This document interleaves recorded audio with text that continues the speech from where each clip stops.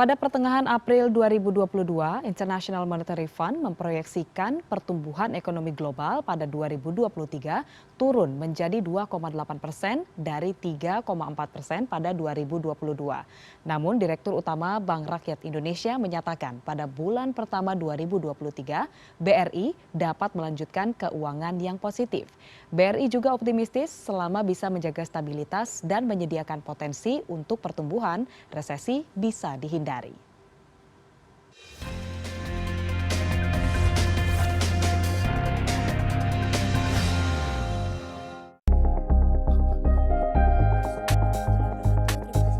Pada pertengahan April 2022, International Monetary Fund memproyeksikan pertumbuhan ekonomi global pada 2023 turun menjadi 2,8% dari 3,4% pada 2022 dengan alasan gejolak keuangan yang signifikan setelah adanya kegagalan beberapa bank di Amerika Serikat. Namun, dalam konferensi pers tentang pemaparan kinerja keuangan triwulan pertama 2023 pada Kamis siang, Direktur Utama BRI mengatakan pada bulan pertama 2023, BRI dapat melanjutkan keuangan yang positif.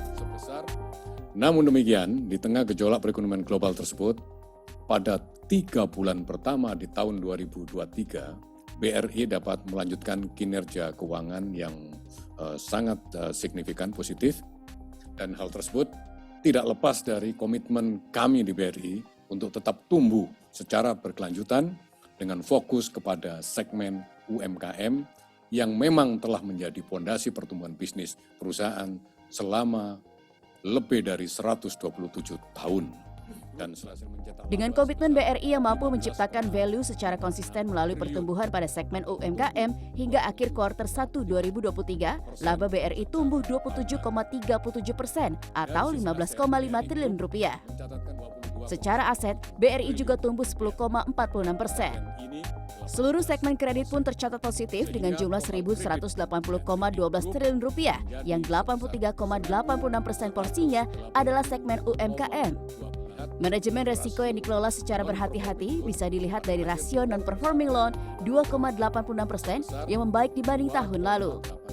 Meskipun kualitas kredit membaik, BRI tetap menyediakan pencadangan yang memadai dengan NPL coverage 282,49%. Hal ini dilakukan sebagai langkah antisipatif dalam menghadapi resiko akibat kenaikan inflasi dan suku bunga, ketidakpastian perekonomian global, serta antisipasi jika terjadi pelambatan ekonomi global.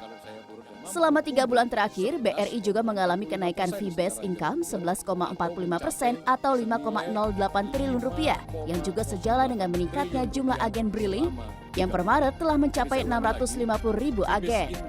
Selain itu, hingga akhir periode kuartal pertama 2023, jumlah pengguna BRIMO atau aplikasi BRI Mobile lebih dari 26,3 juta user. Maka BRI akan melanjutkan dan meningkatkan hybrid bank business model untuk meningkatkan produktivitas, efisiensi, dan layanan bagi nasabah BRI. Direktur Utama BRI Sunarso menambahkan, gejolak ekonomi global pada 2023 tidak akan berdampak signifikan terhadap perekonomian domestik. BRI melihat bahwa perlambatan dan gejolak ekonomi global tahun 2023 tidak akan berdampak signifikan terhadap perekonomian domestik dengan potensi resesi hanya sebesar 2% di tahun 2023. Bisa saya katakan, kalau peluang resesi di bawah 20%, mudah-mudahan tidak terjadi resesi.